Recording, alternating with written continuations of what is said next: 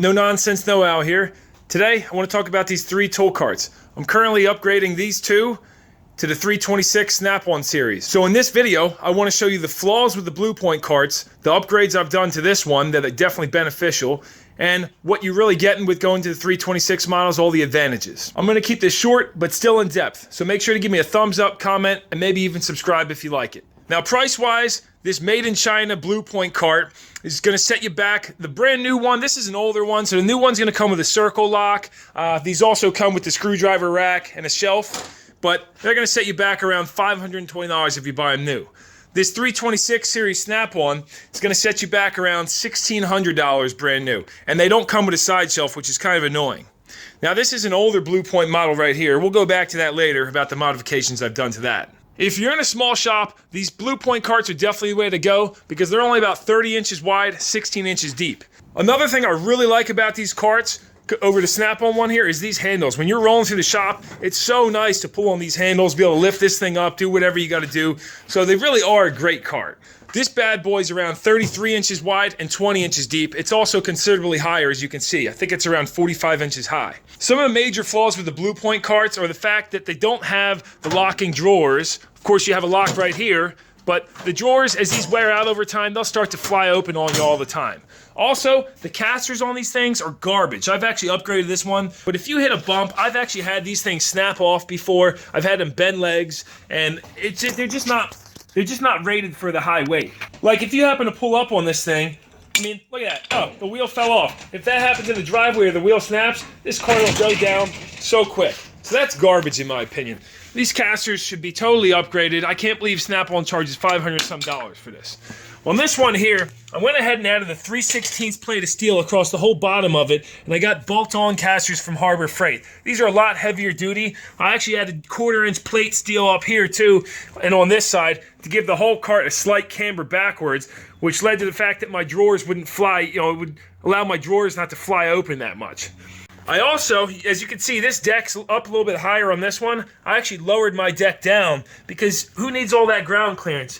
A lower deck with a plate of steel equals a lower center of gravity, and you gain extra space here. If you're going to go with a small cart like this, though, definitely check out the OEM Tools cart. I'll put a link in the description if you want to check that out. It does have the locking drawers. It's got an extra drawer, so 4 drawers instead, and I think that's a great cart. The only thing I would do is definitely do the modification like I've done to this one, put heavier duty casters and a plate of steel on the bottom, and then you'll have yourself an awesome cart.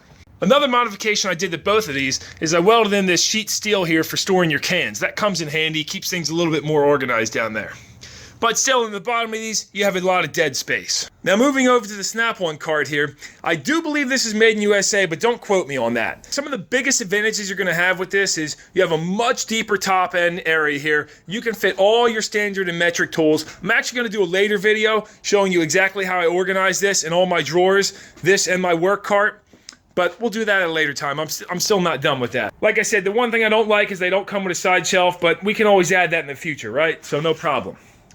Another huge benefit is going to be these locking drawers, but unfortunately, I don't like the locks actually stop here. You don't have space on the lock over there. I don't know why they did that. It kind of pisses me off, but you just pull over here and you have the plastic locking drawers. Coming down to these casters, these things are like ultra duty. They have greasable axles.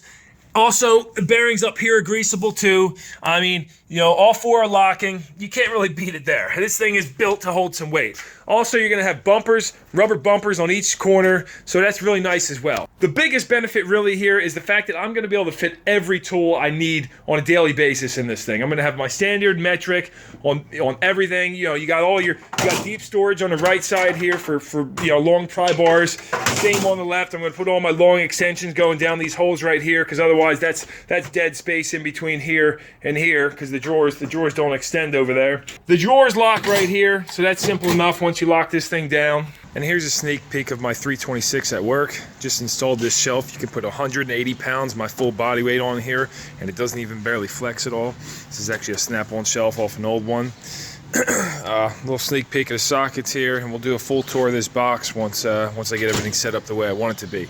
But that's pretty much it. I just wanted to give you guys my opinion on these because I've owned both for about 10 years, and now stepping up to this, there's definitely some benefits to be had. But again, if space is a concern, this is not going to be your best bet. So yeah, hopefully this video helped out a little bit and gave you guys some insight on these two, or if you want to go with the 326. Again, if you were to buy one of these, I would definitely go with the OEM Tools one on Amazon. I think it looks awesome. It's got the extra drawer. It's got locking drawers on it too. It looks like a sweet piece. So check out the link if you want to see that. And definitely appreciate a thumbs up, a comment, or even check out the channel and subscribe.